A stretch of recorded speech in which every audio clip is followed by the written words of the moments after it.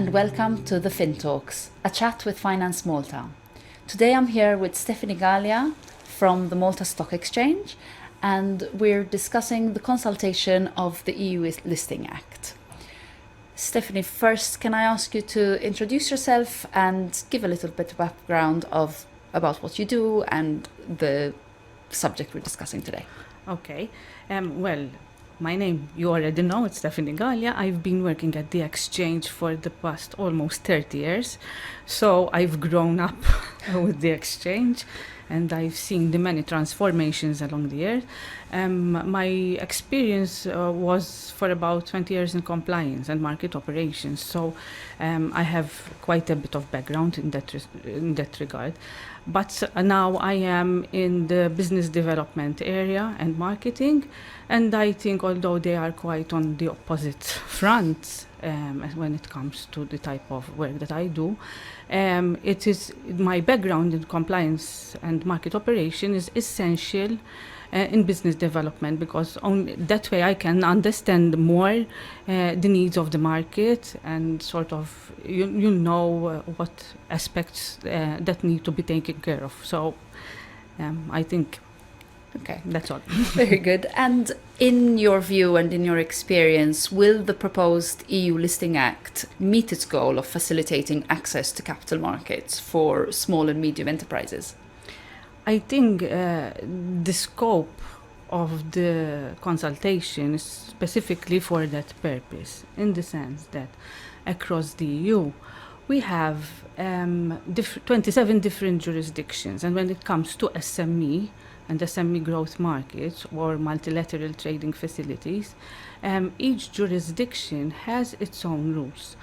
So there is a lot of fragmentation. Right. And in my opinion, what this consultation is trying to do, it's trying to find out the problems that there are that discourage SME issuers from coming to market. Right. And this is very important because unlike the global markets, for example, in the US, where SMEs are more aware of the possibilities that exist to go public, to seek capital financing from the capital market. In Europe, that is still a little bit slower, and SMEs might not actually be aware of the possibilities that exist. Is that because of, for historical reasons, cultural, regulatory? What has driven that? I think it's a mix. Culturally, definitely, because let's take the US and Europe, for example. In Europe, there are 27 member states, each with their own laws. Okay, in the US there might be federal laws, I think they call them, different states, but essentially it is one country. So the language is one language. And when it comes to Europe, the languages are different. Right. And the language actually also causes a problem when it comes to the issuance of a prospectus. Of course. Because most EU countries have to publish a prospectus in two languages, English and the national language. I think in Luxembourg, or they have to publish in French, in Dutch. There are jurisdictions where it's also three languages, and those are all costs. Whereas in the US, you publish a prospectus in English and that's it. So perhaps, and culturally as well, there are, how would you say, barriers, cultural barriers. A Maltese investor does not know what a company in Italy, in Spain may be offering. Maybe they would be interested in investing in it, but where's the information?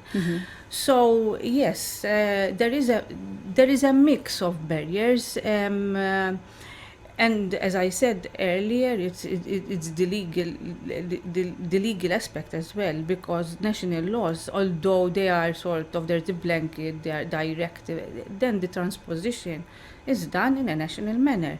So I think what the consultation is trying to do, it's trying to identify these areas where there can be an improvement. Okay. In fact, it has published 2 consultations on the same subject. In the sense, one is for the general public, general stakeholders, and then there's the technical one, which is split into 2, and it takes into consideration both the technical aspect and the general aspect. So I think it's a very big effort on the EU part, what they're trying to do.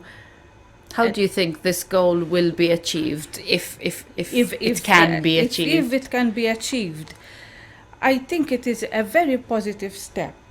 And the thing is, what worries me, for example, are the fees. I had recently done some research on the fees that are charged by different exchanges within the EU. And it was quite impossible for me to compare the fees, the listing fees. Okay. Why? Because there's a different fee structure almost in every jurisdiction. Of course. So when an SME issuer wanting to tap the capital market in Europe, let's say they're trying to go beyond their national boundaries, they would need to compare regulations, costs, because costs, whether you are an SME or a fully fledged company seeking admission on a regulated market, they are very important for the bottom line. So, and I think on that aspect it might be a little bit different because there is no uniform framework for costs. Some exchanges charge, for example, for a listing of a debt issuance, they would charge on the nominal value, but others establish fees depending on the years to maturity. And these are all exchanges in euros. So how are you going to compare? It's very difficult. And does the fact that you can't compare costs and the fact that these costs even exist, and there's the admin burden and all these other compliance issues that come up, do they result in reluctance on behalf of SMEs to list, to go public? Is it, and how do you overcome these issues? I think costs definitely are an issue, but it's not just costs that deter SMEs from coming to market. There's the issue, for example, of loss of control. Okay. Especially when an issuer is trying to raise capital through an equity issue. For main market listings, you would require the recommendation of the prospectus directive is 25%. When we're talking about SME markets, for example, like the one that the Malta Stock Exchange has, Prospects MTF, there is a lowering of that threshold. We recommend a 10% issuance. But is that enough? I don't think it is, because we only have one equity issuer on our Prospects MTF market, whereas we have 21 debt issuers on that market, on the same market. So the element of loss of control is certainly an aspect which deters SME issuers from coming to market. Okay. But because even at 10%, it still doesn't attract. Doesn't attract. But I want also to point out that we don't mandate that there be a 10%. It's just a recommendations. And in fact, the first company that we had on Prospects, MTF, was an Italian issuer which did not float any shares. It was purely for succession planning, but we don't encourage that, obviously, because then there will be other problems. Why? Because liquidity is an issue, and when you don't have anything to float, then there is no scope in the market. So it doesn't make sense to not to float. Yes, because you don't have instruments to trade. Yes, and liquidity as well is another deterrent. Okay. Which discourages SME issuers from coming to market. So And how do you recommend that they overcome it, or what tools, what support is there for them to maybe allay their fears? I think one has to always try to find a balance. Definitely, nothing is without a cost. So there is always going to be the cost of listing, cost of continuous compliance, there will be advisory costs and whatnot.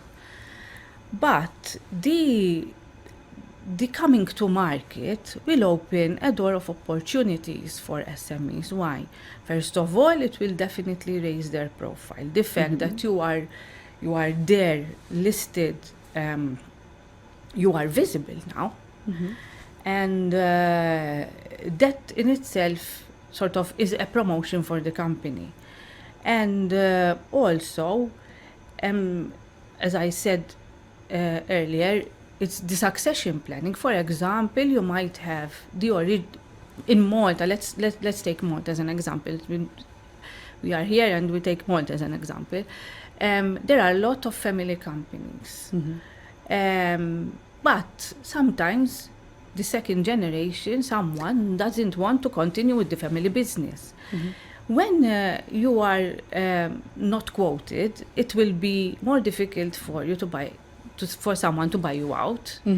When you are coming to the market, you are there, and buyers, there's an opportunity for someone to buy you at a price, because then there will be the market price, which will equate for Yes, it's a fair the shares, or valuation. So that is another aspect which is very important for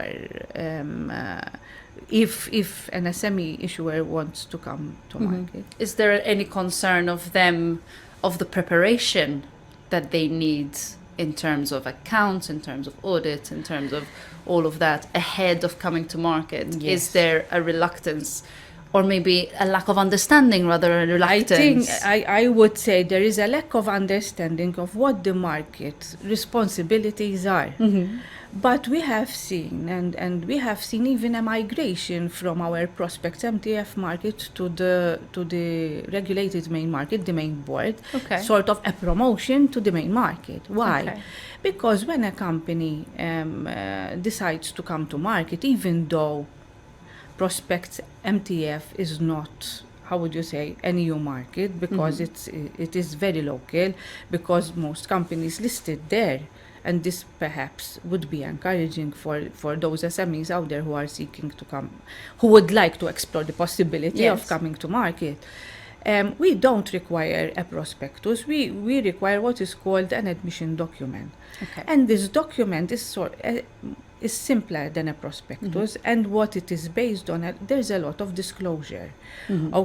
But to get an SME issuer or family company to start making disclosure about certain business aspects, it might be discouraging. But I'm not on the committee which reviews these documents, but I can say that there are certain things which, for competitive reason, they might be only disclosed to the committee, not to the public, in the admission document. So we are aware of those requirements, those needs of SMEs. So and that is one aspect, how sort of to try and ease the way for SMEs to come to market. So the thing is, and this is another aspect of the consultation document, that it's trying to sort of widen the markets. As I said, our market is very local. And this admission document is localized and it's not passportable. So in a sense, an SME issuer cannot go with that document to Italy, to France, Italy, Spain, whatever. So what it's trying to do is looking at these aspects of listing and including fees, including even other regulation, not just the prospectus directive, the proportionality, Right. because that is something that sometimes it's overlooked. Mm-hmm. And for example, I've been reading there are some prospectuses in Italy, they are 800 pages long, whilst others in the Netherlands are 250 pages. So there's a lot of discrepancy. Right. And that is why there is scope for this consultation, because it's trying to identify these areas, which, okay, I personally find it very hard to see one blanket regulation for SMEs. They've already tried to simplify the prospectus for SME growth markets, but still there is lack of take-up from SMEs to go to the market. Okay. But I think when you try to the fact that the consultation is being done both on a public front and at an expert front, that will give a clearer picture of what there is out there in the EU. And hopefully there might be some structuring, for example, fees, like all charged on the nominal value. Then it's up to the jurisdiction to decide, but that will make it comparable. And there is also lack of data available. And I think another very important, how would you say, step is that this proposal for a listing act and other initiative by the Capital Markets Union, like the European Single Access Point, will help in putting information out there. And this information, unlike today, will be available across all EU jurisdictions. Okay. So the pool of investors hopefully will grow. I mean, in theory, that's what it is. That's the aim. So investors will be given more opportunities to invest in companies. In a more diverse set of companies and opportunities. And not just limited to the national boundary. Yes, exactly. And it's going to contain both financial information and sustainability information. Of course, which at the moment is key and crucial. It's very key and crucial. And in Malta, we're also trying to do something like that. In fact, last week there was the launch by Malta Enterprise of the sustainability platform, something like that is called, where investors can go in and look for sustainability data. So that is important as well. Albeit there are whole arguments with respect to the sustainability data that SMEs have to publish because yes, but sustainability data is an issue throughout in all across the whole value chain. Yes, that's something that the market has had to learn how to deal with and learn how to work around. Yes, that's just a fact. And are there other current CMU proposals that you think can help make capital markets more attractive to SMEs? This is all about putting the information out there. So in conjunction with the setting up of the European Single Access Point, there is also the consolidated tape proposal. And what this does is for companies that are already listed, that, for example, an SME came to market, and now the data will be transmitted to ESMA, which will put it on ESAP. And this is all free of charge. Imagine all that information that there is out there, accessible to investors, making it accessible to them free of charge, and of SMEs across the EU. In Europe, there are 99.8% of the companies are SMEs. Imagine the growth potential of these companies being out there, being visible, raising their brand profile, and also giving investors the opportunity to invest in a more diversified portfolio. And even digital investment. I think that is something that we really need to take into account, because now you got your mobile and you can just trade. And if the traditional markets don't step up, they don't speed up the processes, then they're going to lag behind. And in fact, we have already seen in Europe a shrinkage of listings from going to market. And what are you've mentioned some of the main benefits for SMEs. What are some of the other advantages for an SME to list? How can they, and what support do they need to which maybe they don't have access to at the moment? I think when it comes to Maltese SMEs, the process is fairly simple. Okay. You would need, for example, I forgot to mention in September this year, we have widened the sort of pool of service providers for SMEs to come to market. Why? Okay. Because previously we've had only corporate advisors, which could sort of help an SME come to market. And that meant that the corporate advisor would be preparing the company documents, the admission document with the company, and then post-admission to continuing obligations, and the relationship would go right through. We have seen, in fact, between 2010 and 2021, the prospects market, we haven't seen any more admissions to it. Okay. Obviously, it's because of the pandemic, but then you'd think because of the pandemic, there will be more need for SMEs to seek capital financing instead of relying on bank finance. But we've introduced another two types in addition to the corporate advisor. We've added the admissions advisor and the compliance advisor. Okay. And our thinking was that an SME, a prospective SME issuer, might already have a relationship with a service provider, then can provide, for example, the admission document, and there they can sort of take the opportunity for a reduced cost because of the relationship that they have. Right. But this advisor would not be prepared to then assist the company with continued compliance. So there is the option for that SME issuer to try and take up a relationship with a compliance advisor. Right. Likewise, there might be service providers, for example, an auditing firm who is already doing certain work with respect to compliance, but it does not want to bother with admission, the setting up of the admission document. So they can offer their services as well. And we left the corporate advisor there because you have to cater for different types of SMEs and different give them different possibilities on how to come to market.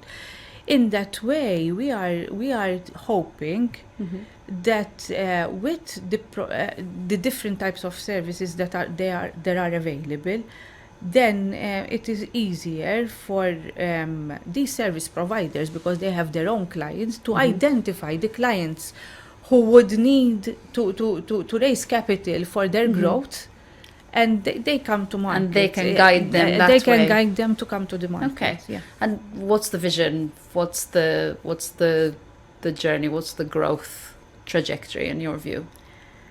They coming to market, as I said, will give them the opportunities to raise as much capital as they need. So if for this year, for example, they would need to raise 5 million, and they get on with the project is finalized, and they would need to continue to enhance that project, they can raise further issues. And as we mentioned earlier, because the issues on the local market, which do not require a prospectus, there's a limit. Obviously, Right. you can't issue more than 8 million. So if you want to issue a further issue, you can then migrate to the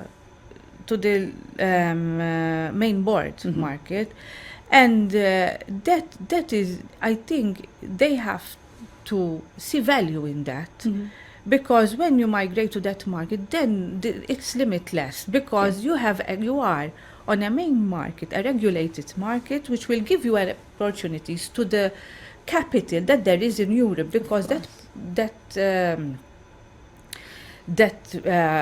main board will enable you to go beyond the Maltese shores. And the prospectus regulation, sort of, they're the element of passportability. So I think what we really need is that we don't work in silos. We are the capital market, but we need the practitioner. It's a whole ecosystem, Of course. you know, and we need perhaps to find more common ground on how to lead a company, even startups, for example, venture capital, and then finding private equity, and then the private equity divesting of their share through the SME market, and then migration. So, and that is the way for SMEs to grow. Okay. Very good. Thank you for your time today, Stephanie. I think you've answered all my questions. Thank you to our listeners, and you can find these podcasts on the Finance Malta YouTube channel and all the main podcast platforms.